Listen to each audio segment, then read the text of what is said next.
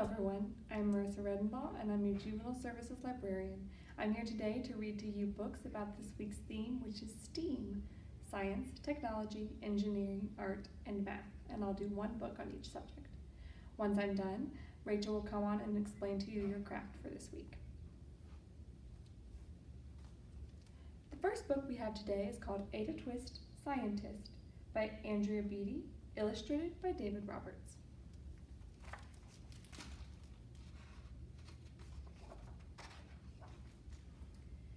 Aydah Marie, said not a word till the day she turned 3. She bounced in her crib and looked all around, observing the world but not making a sound. She learned how to climb and made her big break, with a trail of chaos left in her wake. She ran through the day chasing each sound in sight and didn't slow down till she conked out at night. Her parents were frazzled, but tried not to freak, as Aydah grew bigger and still did not speak. Clearly, young Aydah with lots in her head would have something to say when it ought to be said. That's just what happened when Aydah turned 3. She tore through the house on a fact-finding spree and climbed up the clock just as high as she could. Her parents yelled, "Stop!" as all good parents would. Aydah's chin quivered, but she did not cry. She took a deep breath, and she simply asked, "Why?" Why does it tick, and why does it talk? Why don't we call it a granddaughter clock? Why are there pointy things stuck to a rose? Why are there hairs up inside of your nose? She started with why, and then what, how, and when. By bedtime, she came back to why once again. She drifted to sleep as her dazed parents smiled at the curious thoughts of their curious child, who wanted to know what the world was about. They kissed her and whispered, "You'll figure it out." Her parents kept up with their high-flying kid, whose questions and chaos both grew as she did. Even Miss Greer found her hands were quite full when young Aydah's chaos wreaked havoc at school. But this much was clear about Miss Aydah Twist. She had all the traits of a great scientist. Aydah was busy that first day of spring, testing the sounds that make mockingbirds sing, when a horrible stench whacked her right in the nose, a pungent aroma that curled up her toes. "Zowie!" said Aydah, which got her to thinking, what is the source of that terrible stinking? How does a nose know there's something to smell? And does it still stink if there's no nose to tell? She rattled off questions and tapped on her chin. She'd started the start where she ought to begin. A mystery, a riddle, a puzzle, a quest. This was the moment that Aydah loved best. Aydah did research to learn all she could of smelling and smells, both the stinky and good. One hypothesis Aydah thought could be true. The terrible stink came from Dad's cabbage stew. She tested and tested, but soon Aydah knew it was time to come up with hypothesis 2. Then, zowie! The stink stunk again. Just like that. Hypothesis 2. It's caused by the cat. The cat couldn't make such a stink on its own. It needed perfume and some fancy cologne. So young Aydah tested. The test was a flop. She started again, but her parents yelled, "Stop!" Aydah Marie, to the thinking chair, now, by the time we count to 3. "Enough," said her mother. "That's it," said her dad. Her parents were frustrated, frazzled, and mad. "Why?" Aydah questioned. Her mother said, "No." "What?" Aydah queried. Her father said, "Go. You've ruined our supper. You've made the cat stink. Enough with your questions. Now sit there and think." She looked at her parents. Her heart turned to goo. Poor Aydah Twist didn't know what to do. She sat all alone by herself in the hall, and Aydah once more could say nothing at all. And so Aydah sat, and she sat, and she sat, and she thought about science and stew and the cat, and how her experiments made such a big mess. Does it have to be so? Is that part of success? Our mess is the problem? And while she was thinking, what was the source of that terrible stinking? Aydah Marie did what scientists do. She asked a small question, and then she asked 2. And each of those led her to 3 questions more, and some of those questions resulted in 4. As Aydah got thinking, she really dug in. She scribbled her questions and tapped on her chin. She started at why, and then what, how, and when. At the end of the hall, she reached why once again. Her parents calmed down and they came back to talk. They looked at the hallway and just had to gawk. No patch of bare paint could be seen on the wall. The thinking chair now was the great thinking hall. They watched their young daughter inside as they did. What would they do with this curious kid who wanted to know what the world was about? They smiled and whispered, "We'll figure it out." And that's what they did, because that's what you do when your kid has a passion and heart that is true. They remade their world. Now they're all in the act of helping young Aydah sort fiction from fact. She asks lots of questions. How could she resist? It's all in the heart of a young scientist. And as for that smell, what can Aydah Twist do but learn all she can with her friends in grade 2? Will they discover the stink that curls toes? Well, that is the question. And someday, who knows? The end.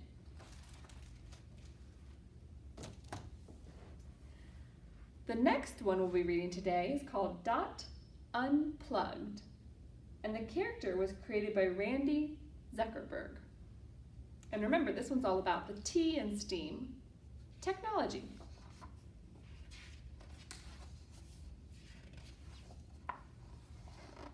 It was raining. Scratch had his fire engine squeak toy, but he didn't have anyone to play with. In the living room, Dot and Hal were playing a video game. Scratch barked. "Hi, Scratch. Can't play with you right now," said Dot. "The fate of the universe is at stake," said Hal. Scratch ran off. Scratch found Dad in the kitchen, typing on his computer. Scratch barked. "Hey, Scratch," said Dad. "I'm pretty busy right now. Go find Dot. I think she's in the living room." Scratch sighed and ran off. At her work table, Mom was busy too. "Sorry, Scratch, but I have to finish this circuit board." Scratch whined and plopped down on the floor. Just then, everything went dark. The power was out. "That reminds me, it's the National Day of Unplugging," said Mom. "Maybe we should take this as a sign that we should unplug," said Dad. Mom told everyone that unplugging meant no electronics, no phones, no computers. Nothing that runs on anything but good old imagination. She said, "What do you say? Should we all unplug until dinner time?" "I'll set a timer," said Dad. "Sounds like fun," said Dot. "What do you think, Hal?" Hal removed his robot hat. He stepped out of his robot suit. "I agree to unplug," he said. "Great," said Dot. "We can find plenty of things to do inside." They tried to think of something to play with. Drone? No. Video games? Nope. Tablet? Same. Keyboard? It's electric.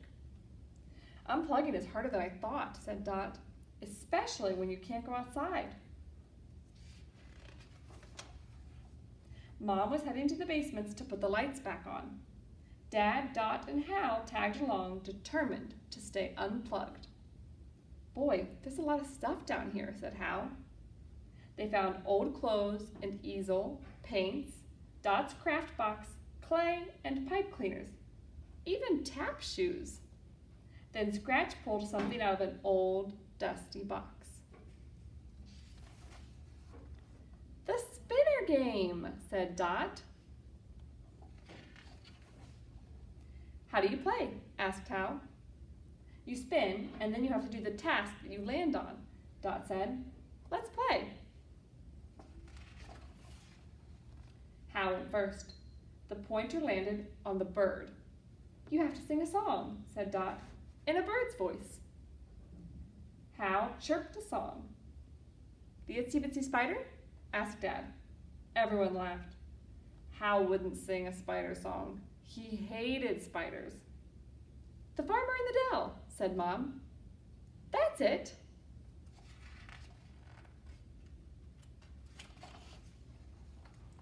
Mom went next. She had to make something. She crafted a calculator out of clay and buttons. Dad had to play charades.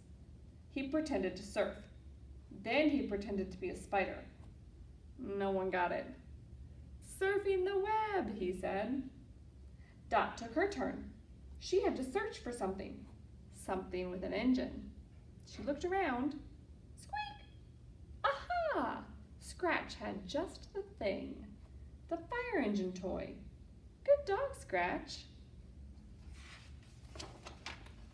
They played all afternoon until, ding, the timer rang. "Let's keep playing," said Dot. "Unplugging is fun." That was the end. Maybe you all have a game like that you pull out sometimes. The next one is A for art, and it's called Mary Blair's Unique Flair by Amy Noveski, illustrated by Brittany Lee.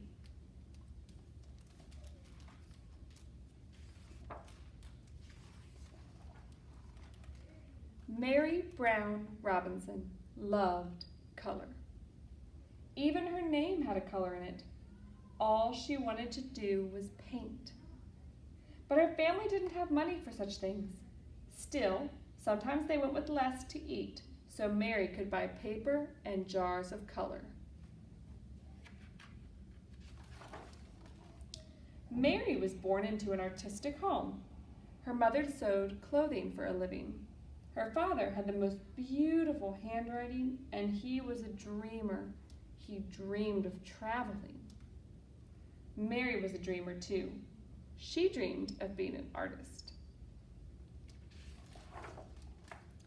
When the family moved from Texas to California, Mary carried her sketchbook and her suitcase full of paints all the way to the Golden State. She loved to travel, just like her father. At school, Mary covered her textbooks with drawings. She entered contests and earned a spot at the School for the Arts. She later married another artist named Lee and became Mary Blair.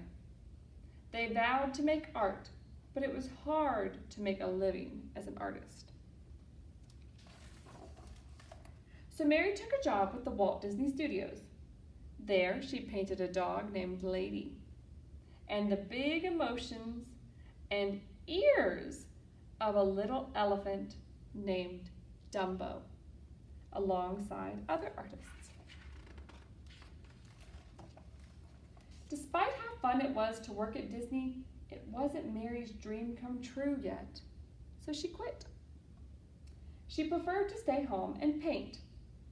But when Mary heard that Walt was taking artists, including Lee, on a trip to South America, she asked Mr. Disney to take her along. Mary grabbed her suitcase full of paints and she flew from Burbank to Brazil, to Argentina, Bolivia, Ecuador, and Peru. Mary had never seen such bright and happy colors before. Verde and azul, amarelo, amarillo, laranja, anaranjado, vermelho, rojo, and rosa, lilas, lavanda, roxo, morado, marron, cinza, gris, preto, negro. and her favorite color, blanco, the color of a blank piece of paper of possibility. She immersed herself in the colors and the cultures, and she painted them all. She especially loved painting the children she met. It was a small world after all. Then, with her suitcase full, Mary went back to work for Walt. And this time it was a dream come true. She painted and painted. She painted colors you weren't supposed to paint together. Golden yellow, ochre, jade green, and royal purple. Hot pink and red rose madder. She painted an iris sky, an emerald world, a fuchsia sea, a turquoise moon. Walt was a dreamer too, just like Mary. He dreamed of making feature-length films painted entirely by hand. Nobody believed it could be done. But Walt believed in magic, and he believed in Mary.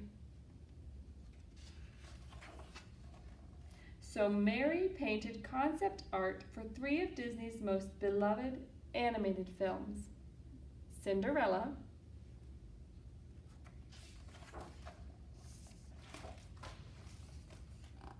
Alice in Wonderland,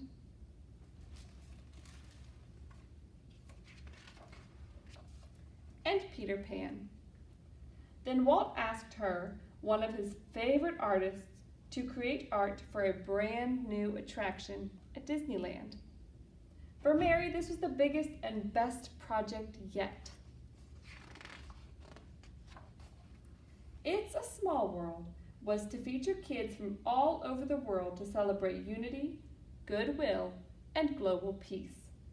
For inspiration, all Mary had to do was open her suitcase full of paints to create colorful, happily ever afters. And here are a few pages with information about Mary Blair. I just loved the pictures and the colors in that book. The next letter in our STEAM word is E, and it stands for engineering. This book will represent engineering, and it's called Gilbert Ford's The Marvelous Thing That Came from a Spring, the accidental invention of the toy that swept the nation.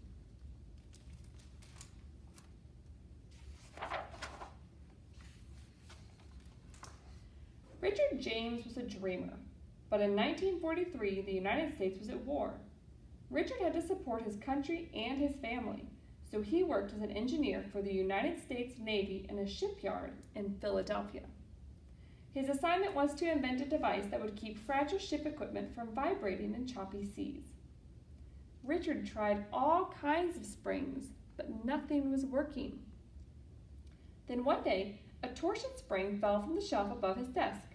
Its coils took a walk, and so did Richard's imagination. This spring might not work for the Navy's ships, but Richard knew he had stumbled onto something. What was it? After work, Richard rushed home and showed his wife, Betty, the floppy spring. They gave the spring to their son, Tom, who let it go at the top of the stairs. The family watched in astonishment as it walked all the way down. I think it's a toy, Richard marveled. Betty thought so too. She also thought that if they wanted to share their discovery with the world, they needed to figure out what on earth to call the thing. Betty thumbed through a dictionary for 2 days, underlining words. Nothing sounded quite right until she found slinky, meaning graceful and curvy in movement. Slinky also sounded like the swish and clink of the spring's coils in motion. It was only a name, but it was just right. With one word, Betty thought she could transform the spring into Slinky, a one-of-a-kind thing. Richard and Betty wanted to produce a lot of Slinkies, but they did not have the money to do it. So Richard sprang for the bank and took out a $500 loan to have 400 slinkies made. Once they arrived, Richard brought his invention to every toy store in Philadelphia, but no one wanted it. Was the Jameses' idea a flop? Finally, he tried a large department store called Gimbel's. Gimbel's showed as little interest in the toy as the other stores, but Richard begged the manager to allow him to demonstrate how it worked to the holiday shoppers just once. And so, on a stormy night in November 1945, with Christmas just weeks away, shoppers poured into Gimbel's. They were searching for the next great stocking stuffer, and Richard was ready. He placed the quill at the top of the ramp he had built and scanned the store for Betty. Where was she? Betty was still pacing back and forth at home. She was afraid no one would want the toy. Just in case, she asked her friend to pose as an excited shopper and gave her $1 to buy one. But Richard was unable to wait any longer. So he took a deep breath and let the slinky go.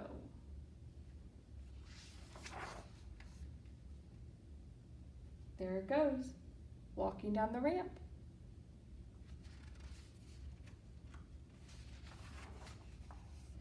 When Betty finally arrived at Gimbel's, there was no need to pretend to love the toy. All 400 slinkies had sold in 90 minutes. The slinky was a hit. The war ended that same year, and the troops returned home to marry their sweethearts. A baby boom soon followed, and demand for the slinky skyrocketed. So Richard dreamed up an even bigger idea. He used his engineering skills to build a machine that could coil 80 feet of steel wire into a slinky in 10 seconds. While Richard made the slinkies and drove the delivery van, Betty kept the business running smoothly. She frantically filled orders, sent and collected payments, and hid their profits in a roasting pan below the basement. Soon there was more business than the Jameses could handle by themselves. So Richard and Betty built a factory and hired 20 people to work for them. At last they were able to spin out enough slinkies for every child in America to have one. Today, the slinky still inspires kids of all ages and all across the globe to play. It took a teamwork of a dreamer and a planner to turn an ordinary spring into a truly marvelous thing. And here is some information about Slinky and the Jameses. You know, when you think of engineering, you might not think of something as simple as a toy, but engineering doesn't just mean large buildings or bridges. The last book I have for you today is called 789, and it is a mystery about numbers, which incorporates our last letter, M, for math, into the word STEAM. This is written by Tara Lazar and illustrated by Ross McDonald. I was dozing in my chair when an urgent banging on my office door bolted me awake. It was 6. Something had scared the pants off him. 7 is coming to get me, said 6. As a private eye, I'm used to his type, numbers. They're always stuck in a problem. But I knew about this 7 fella. He was odd. Take it easy, 6, I said. What's 7 up to? Word on the street is that 789. And now he's after me, said 6. Well, technically, he's always after you, I said. There's 5, then 6, then 7. See, that proves it. I told 6 not to panic. Stay here. I'll get to the root of this. I hope so, said 6. I fear my days are numbered. First I went looking for 8. She is usually caught between 7 and 9. I found her at the corner of 2nd Avenue and 4th Street, but 8 knew nothing. Not a zilch. it's true, 8 said, then I'm next in line. In a flash, she took off her belt. Now 8 looked just like a 0. Good disguise. I needed a solid lead. I strolled into Cafe Uno, leaned on the counter and ordered a slice of pie. B, the waitress, had the scoop. Yeah, I heard 789, she said. So you haven't seen 9 around? I asked. Negative, said B. He just disappeared. So 9 was gone. I couldn't let 7 be the one who got away. But I needed more data. I went to see 11. She and 7 are like 2 peas in a pod. 7 couldn't have done it, said 11. He's on vacation. Are you sure? I prodded. I'm positive. I saw him leave.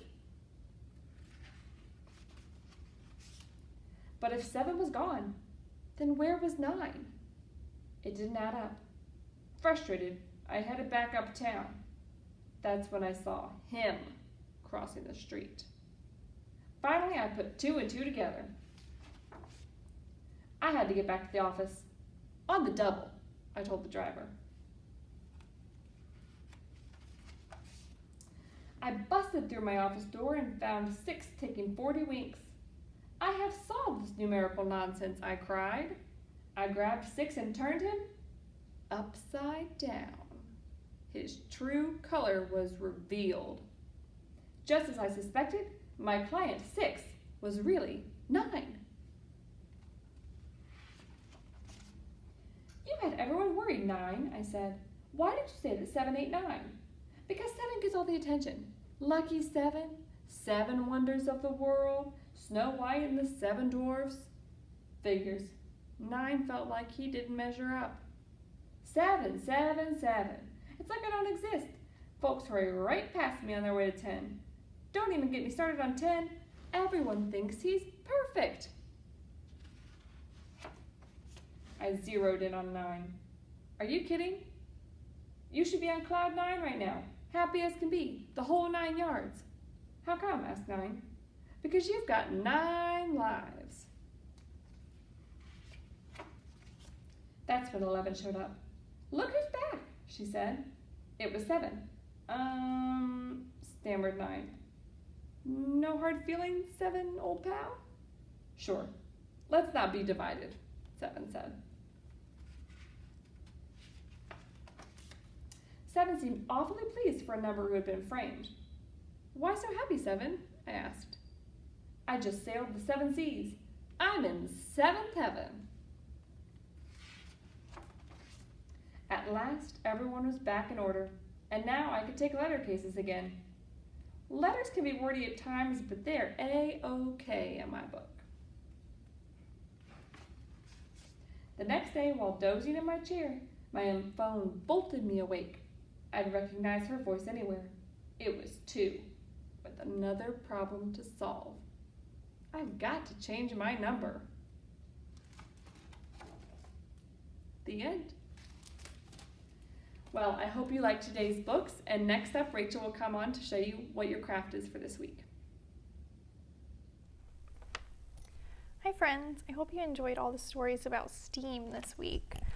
So, to honor our STEAM theme, we are going to make our own craft that is really kind of more like an activity, and you are creating it. So not all of these will look alike. You have a little bit of creative freedom here.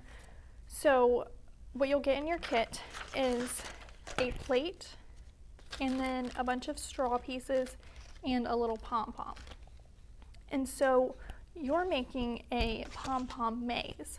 So this is what my maze looks like. And all the pieces of straw are different sizes, and you can cut them to whatever size you need them to be, depending on how you want to do your maze. So what I did was I just put a start. I wrote start in a spot on the plate, and then I just kind of taped each of the straw. It works better if you tape them because they're kind of slicky, so the glue doesn't work quite as well. So I would tape them down, and I just cut them to what sizes I needed, and so I just kind of made a little maze for a pom-pom. So I can try to go this way and get to the finish, but I also made little traps for my pom-poms so that he might be tricked to go this way, and then he gets stuck and he has to turn around. He might go this way, but that's the finish. So what I did was I taped the straws so that it's kind of like a paper maze where you have like a block that he goes in. So there's an opening here, and then you make the different ways that he can go, and you tape the straw pieces down. So you can make your maze however you want, and then if you have an extra straw piece, you can use it to blow your pom-pom through the maze, or you can just hold your pom-pom and move him through there. Or if you have a straw at your house that you would rather use, you can use that to blow the pom-pom through and see if you can get him to get to the finish line. So that's your curbside craft. And then your printable craft is very simple. We just have a few printables of mazes that are themed for winter, and I got these off of different websites. So if you look at the bottom, it tells you where I got them. So if you want to go, like this is from Woo Junior Kids Activities LLC. So if you go to that website, you can probably find more mazes. So this one's a snowflake. Your next maze, which I got from turtlediary.com. So I didn't make any of these mazes, so I wanted to give credit to the people who did. And I wanted to make sure that you knew where I got them so that you could visit those websites as well. This one, you're helping the penguin find the igloo through this mitten. This one is a Jolly Snowman maze at santatimes.com, and it's just a swirling maze, and you're trying to get from the start to the finish. Looks like it's a little bit tricky. And then the last one is just a simple winter maze that would look kind of like the way that you would make your maze for with your pom-poms and your straws. So you're just, well, there's not really a start and finish on this one, so you might just have to pick which opening you want to start at and try to get to the other opening. So those are your two options for your mazes this week. I hope you've enjoyed the stories and crafts, and we'll see you next time.